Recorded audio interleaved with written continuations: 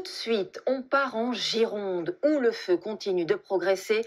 Deuxième nuit de lutte pour les pompiers, la fatigue, vous allez le voir, commence à se faire sentir.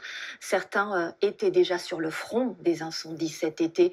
Florence de Juvigny, Stéphane de Perrois et Antoine Janon ont pu les suivre ces dernières heures, au plus près des flammes. Pas de trêve dans ce combat. Pour empêcher le feu de franchir la route, ils arrosent depuis le lever du jour, après déjà une nuit de lutte. Ça a brûlé là. Là, ça a brûlé. Là, l'eau, ça a brûlé. Ah ouais. Le feu est désormais à moins de 2 km de Sainte-Hélène. Alors les pompiers contre-attaquent avec ce que l'on appelle des contre-feux. La stratégie, c'est de brûler pour faire un peu une... Exactement, une zone tampon, une zone de noir. Une fois que le feu sera arrivé sur la zone de noir, il ne progressera plus. Cette équipe est arrivée hier du Lot-et-Garonne. Pour combien de temps? Depuis le début de l'été, ils ont perdu le compte des incendies. Landiras, Ostens, La Teste, Mano dans les Landes et aujourd'hui à Somos. Voilà, il y a la fatigue qui s'accumule à force. Donc, on a une famille, on a comme tout le monde, donc les journées sont longues. Il devait accompagner ce matin sa fille chez le médecin. Tant pis. Partout, la forêt se consume. Ici, c'est le stock de bois d'une scierie qui est en train de disparaître.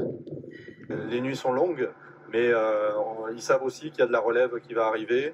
Les collègues seront là et c'est de la solidarité, la cohésion. On ne peut pas se décourager parce que la population compte sur nous. Les yeux piquent, la gorge brûle. Mais les pompiers continuent. Ils viennent d'arrêter les flammes à 30 mètres de cette maison.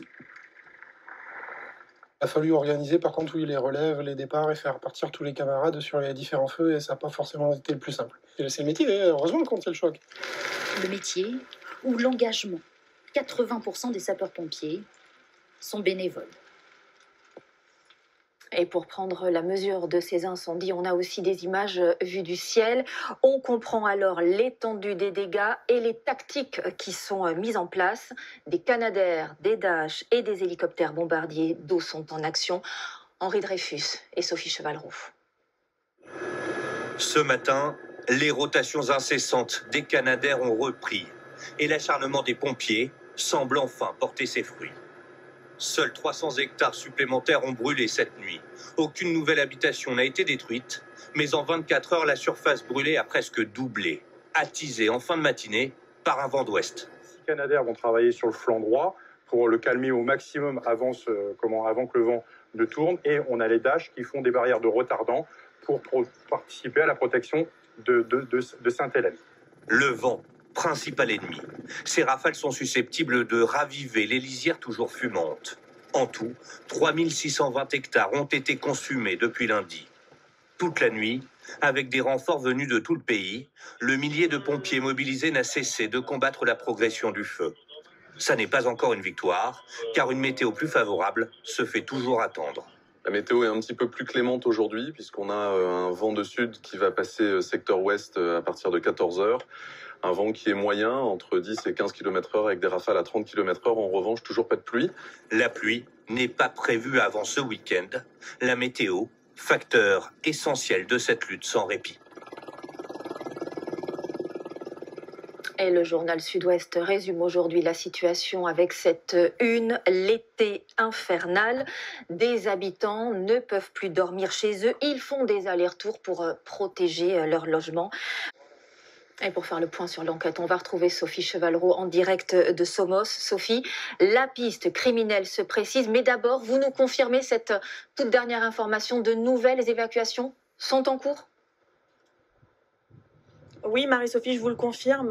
Un mot sur l'évolution de la situation ici. Nous venons d'apprendre auprès des pompiers qu'une nouvelle évacuation dans la commune de Sainte-Hélène est en cours, une évacuation préventive. Du côté de l'enquête, la piste criminelle est en effet sérieusement envisagée. C'est un travail de fourmi pour les gendarmes. L'un d'entre eux me disait tout à l'heure, vous savez, nous recevons des dizaines de signalements, autant de personnes qui disent avoir vu l'incendiaire, des témoignages qu'il faut trier, recouper, vérifier les plaques d'immatriculation qui leur sont communiquées, interroger les propriétaires des véhicules. Tout ça prend du temps et pour le moment, eh bien, l'enquête est limitée car les gendarmes ne peuvent se rendre sur les lieux des départs de feu tant que les pompiers sont encore sur le terrain, tant que l'incendie est encore en cours. Eux aussi vont pouvoir se reposer à Lacanau. Merci de l'accueil. Merci à vous. Accueillis dans ce camping 5 étoiles de la ville, 550 pompiers vont pouvoir dormir quelques heures dans des conditions décentes. Ça vous change de la belle étoile? Ouais, carrément, ça va faire du bien. Ouais. Après 24 heures, ça va faire du bien. Ouais. Ce genre de situation où on va avoir vraiment des heures où on est complètement sorti du dispositif pour se reposer et récupérer, on récupère 2 fois plus vite parce qu'on est totalement sorti de l'aspect opérationnel là, pendant quelques heures. Petit café, s'il vous plaît. Ouais. Les bénévoles, les agents municipaux se sont relayés toute la nuit.